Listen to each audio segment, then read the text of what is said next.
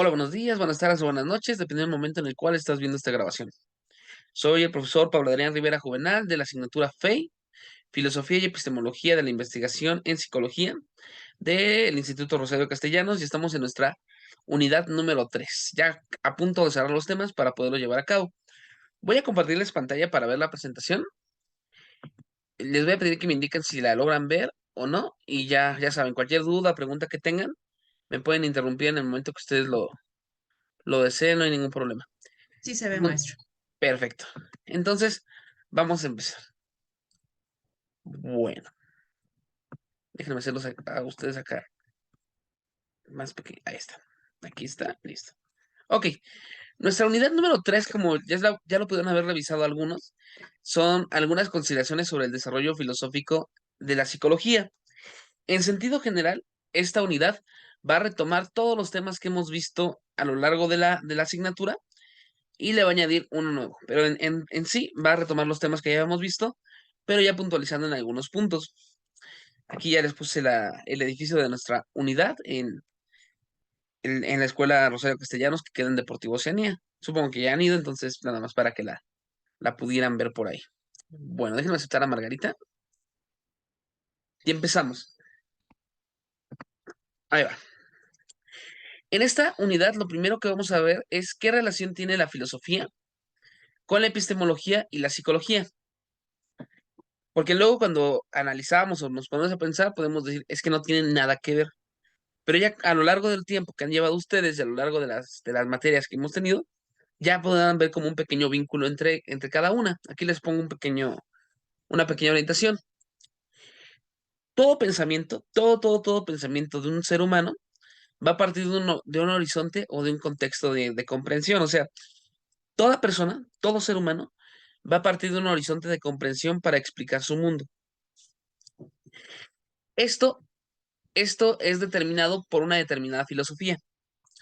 ¿Qué es lo que les quiero decir con esto? Que ustedes estudien filosofía o no estudien filosofía, van a tener una forma particular de ver la realidad. Esa forma particular de ver la realidad es la filosofía propia. Entonces, ¿de qué nos sirve estudiar filosofía? Ah, bueno, nos va a servir porque nos hace evidente, nos hace palpable la filosofía que nosotros estamos manejando. Entonces, la, la filosofía, estudiarla nos permite hacernos conscientes de nuestras propias cosas. Por ejemplo, si ustedes creen en Dios, si ustedes creen en Dios católico, estudiar filosofía les puede ayudar a decir, ah, bueno, es que lo que yo pienso lo pensaba San Agustín, o tiene que ver con lo que decía San Agustín. Si ustedes son materialistas, pueden irse por Marx o demás. Entonces, esto les ayuda a expandir un poquito. ¿Por qué? Porque muchas veces pensamos que lo que hemos dicho, lo que creemos, es como lo más original del mundo que nunca se había pensado, pero en realidad ya se había dicho. Entonces, estudiar filosofía les ayuda como a tener una orientación al respecto. Bueno, dentro de este gran campo de la filosofía que tenemos, hay un pequeño campo más pequeñito que se llama la epistemología. Y la epistemología, como ustedes ya saben o como ustedes ya han revisado, la epistemología miren, se escucha el señor del gas, perdón, es como bien tradicional, ¿no? En la mañana que pasa esto, bueno, dentro de este contexto existe la demarcación de la rama de la filosofía que estudia el conocimiento. ¿Cuál rama es? ¿Cómo se llama esta rama que estudia el conocimiento? ¿Lo recordarán? ¿Cómo se llama la rama de la filosofía que estudia el conocimiento? Piensen. Aquí ya lo tenemos escrito, vamos a ver. Epistemología, perfecto, Javier. Entonces, la epistemología es como la explicación de qué es el conocimiento y ya queda un poquito más delimitado.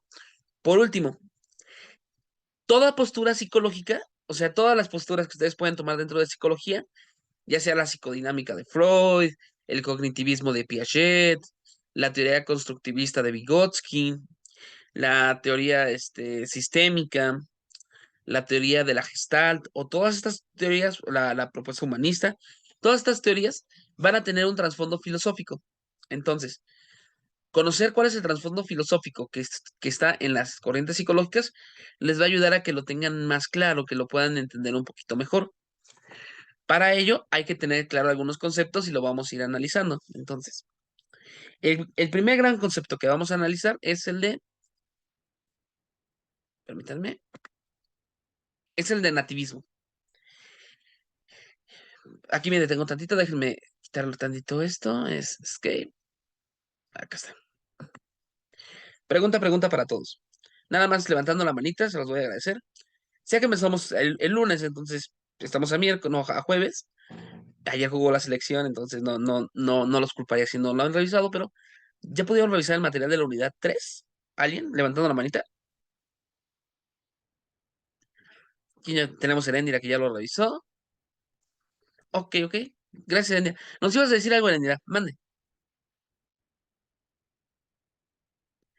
No, maestro, nada más era levantar. Ok. Gracias. De nada. Bueno, entonces, les comento, y no hay problema, no acabamos de empezar la unidad, acabamos de empezar el lunes.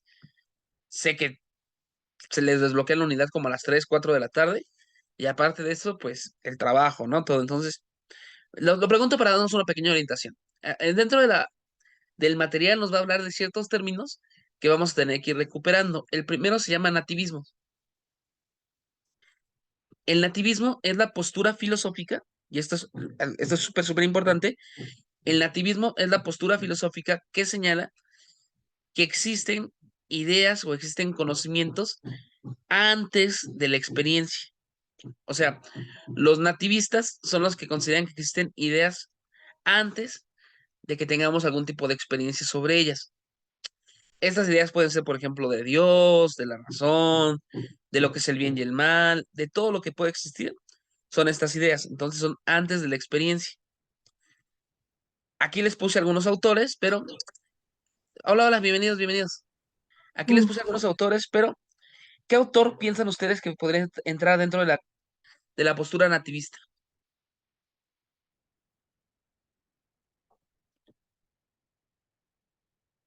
Piensen.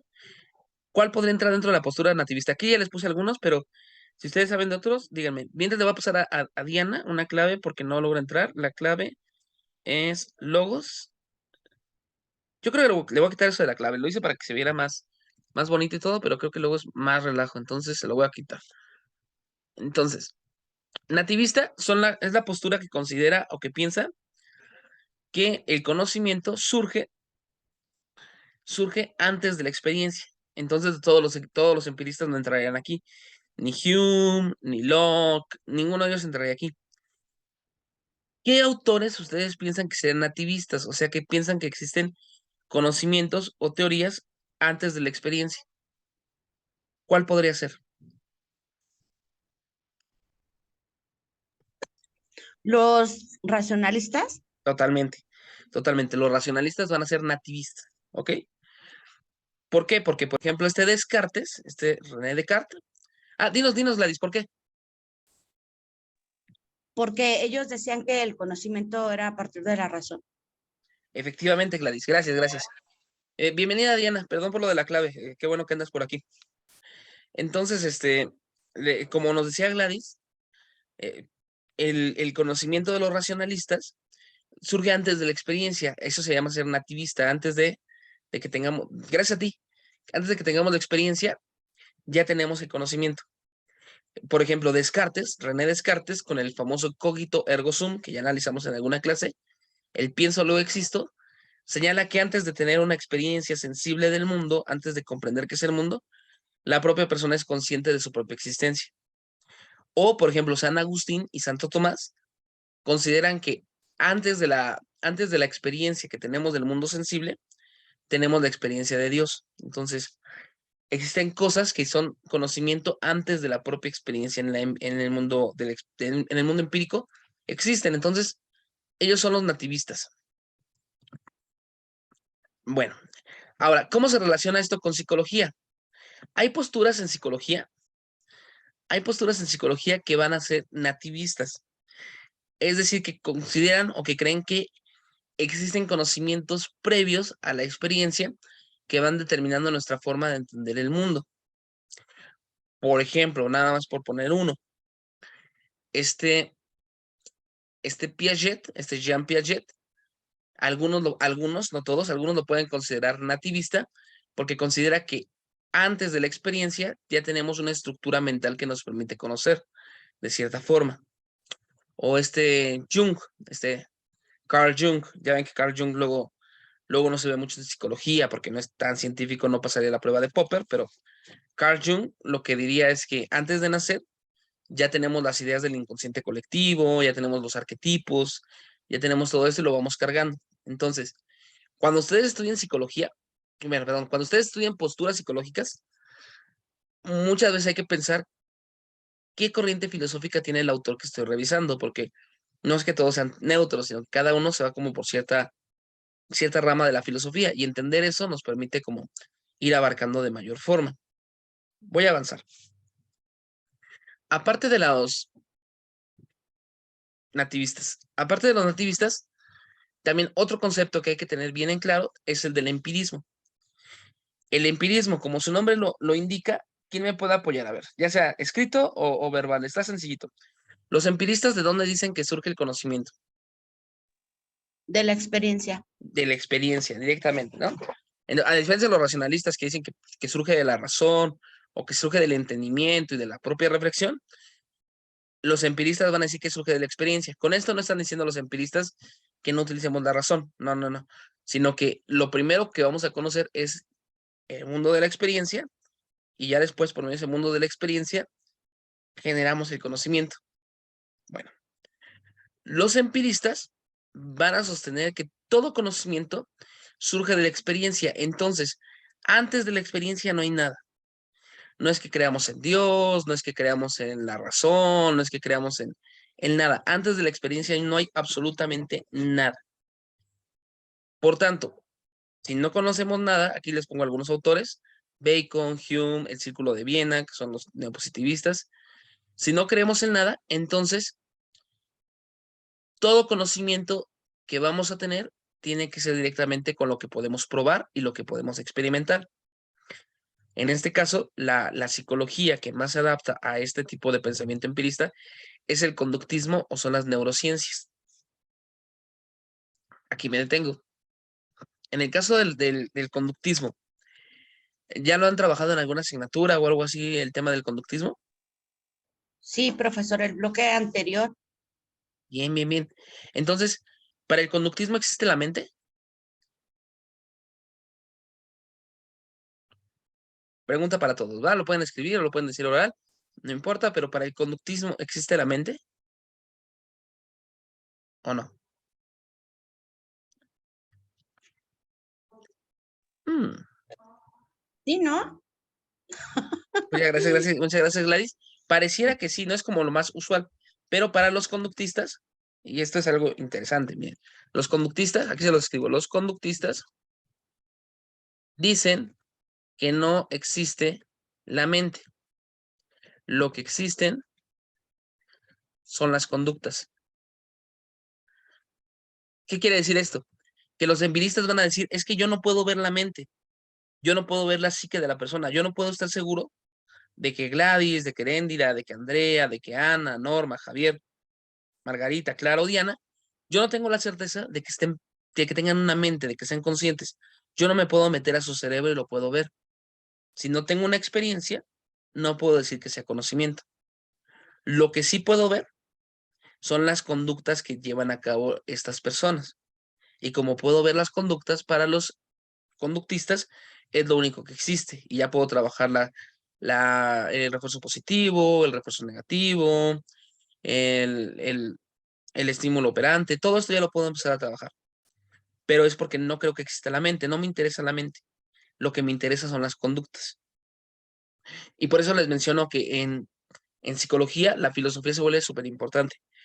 Porque, por ejemplo, un psicólogo que considera que todo se obtiene por medio de la experiencia, se va a apoyar en un tipo de psicología, ya sea cognitivismo, conductismo o en las neurociencias, en las cuales van a decir, de lo único que tengo prueba es de lo material. Por tanto, el tipo de tratamiento o el tipo de terapia que van a promover no va a estar encaminado a analizar la mente o en analizar la psique de la persona, sino en cómo poder remediar los problemas de la persona por medio de la conducta observable. Aquí no es como decir, ¿por qué la mente pasa esto? Sino cómo puedo ayudar a que sus patrones conductuales cambien o mejoren. Es otra perspectiva. Bienvenidos a todos los que van llegando. Entonces, dinos, Ok. Entonces, va a depender mucho la postura que vayamos armando para todo esto. De hecho, sobre este punto voy a hacer una pequeña pausa para hablar sobre el incidente crítico de la asignatura y sobre todo lo que hemos estado viendo, porque se relaciona totalmente con este tema del conductismo. ¿Quién me puede recordar cuál es el incidente crítico que estábamos revisando? ¿De qué trata? De la intolerancia religiosa. Perfecto, muchas gracias, Gladys. Entonces, nuestro incidente crítico trata sobre la intolerancia religiosa. Muchas veces podemos creer que cuando hablamos de intolerancia religiosa nos estamos metiendo con Dios. Y entonces que es un problema metafísico, o sea, lo que estamos peleando es si Jehová, si Yahvé, si Krishna, si Vishnu, si Amaterasu o cualquier Dios que quieran, existe y otro no. Sin embargo, los empiristas principalmente van a decir que este no es el problema. ¿Por qué? Porque como ustedes bien señalaron en muchas de sus actividades, si soy empirista, no puedo saber cuál de los dioses es el verdadero, porque no tengo una experiencia de ese Dios. Entonces, si no tengo experiencia de ese Dios, el problema de la intolerancia religiosa no puede ser un problema metafísico. O sea, no puedo lidiarlo a través de resolver si existe o no existe Dios. Entonces lo voy a aterrizar. Entonces, el problema de la intolerancia religiosa, personas como Locke principalmente, ¿cómo lo trabajan? ¿O a través de qué punto lo llevan a cabo? ¿Se acordarán?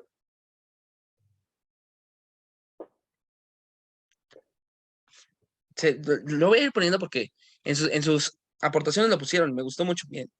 Los empiristas van a decir, mira, yo no puedo conocer a Dios, yo no lo puedo conocer. Y tú tampoco. Pero de lo que sí tengo experiencia,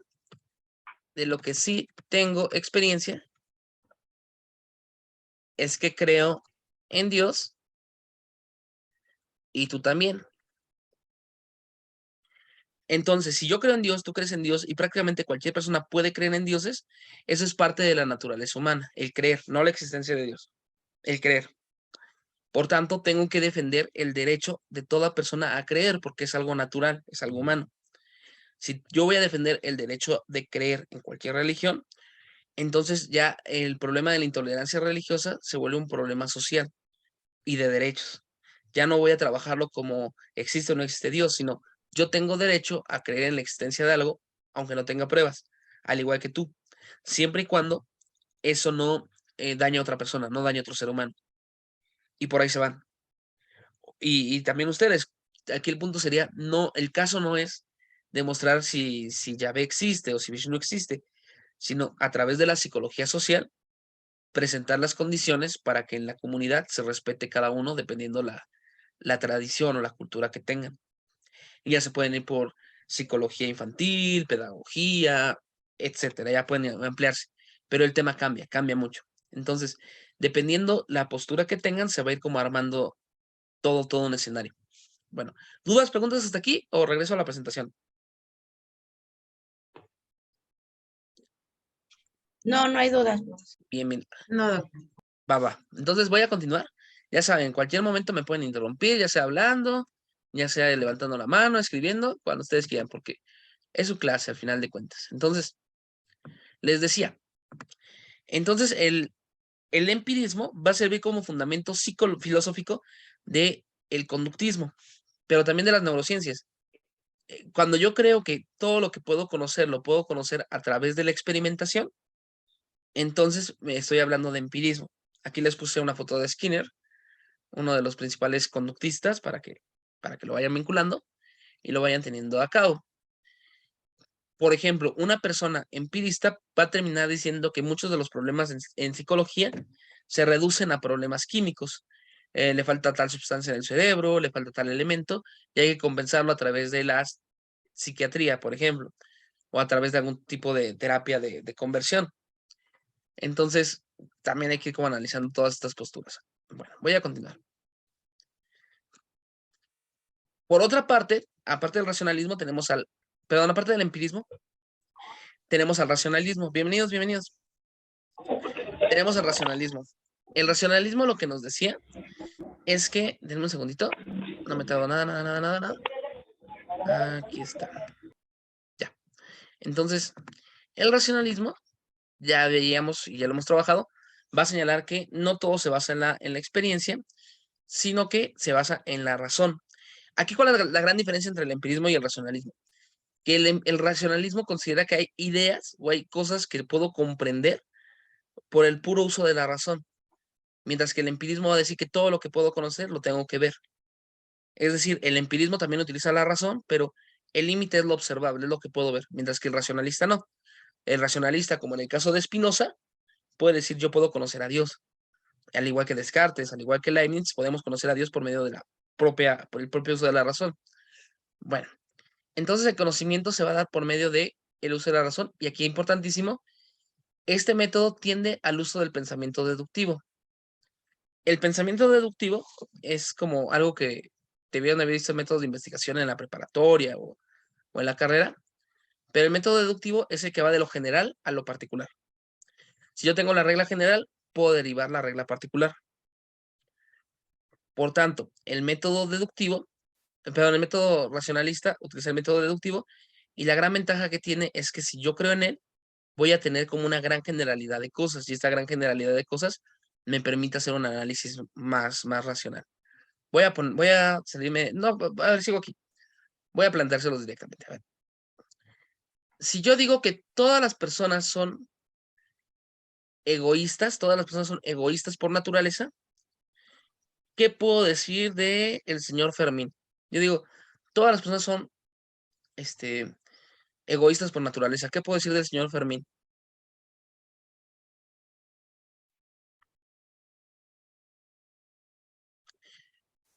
Piensen, piensen. Es más, se los voy a escribir para que como que tengan el referente escrito y sea más fácil. Entonces, si yo digo, todas las personas son egoístas, y les digo, el señor Fermín es egoísta, exactamente. Les digo, es persona, ya la respuesta directamente es que también es egoísta, como nos dice Diana y como nos dice Javier.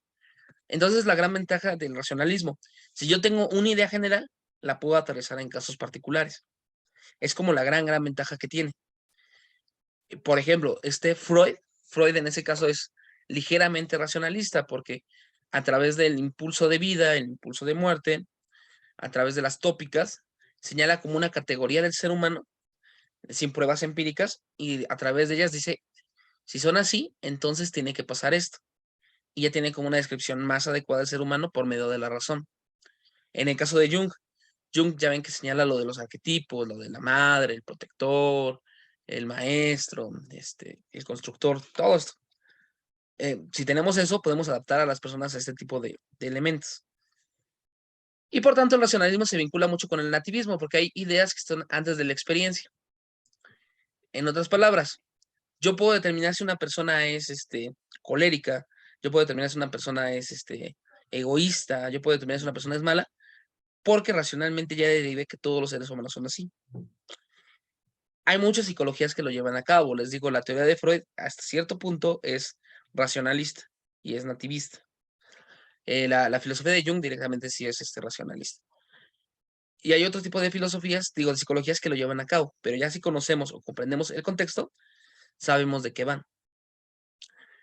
Entonces, va por ahí. Entonces, comprendiendo el contexto de la psicología, podemos llevar a cabo, conociendo el contexto de la filosofía, podemos enmarcar el tipo de psicología que vamos a llevar a cabo. E igual ustedes, si conocen qué es lo que piensan del conocimiento, van a poderse adaptar mejor a una determinada escuela psicológica. Ya vamos como escogiendo escuelitas y todo esto. Pero bueno, miren, son las 9:29. Yo creo que vamos a cerrarle hasta aquí. Vuelven a entrar para continuar y que no se quede el tema como incompleto. Entonces, cerramos. Vuelven a entrar, por favor. Bye, bye.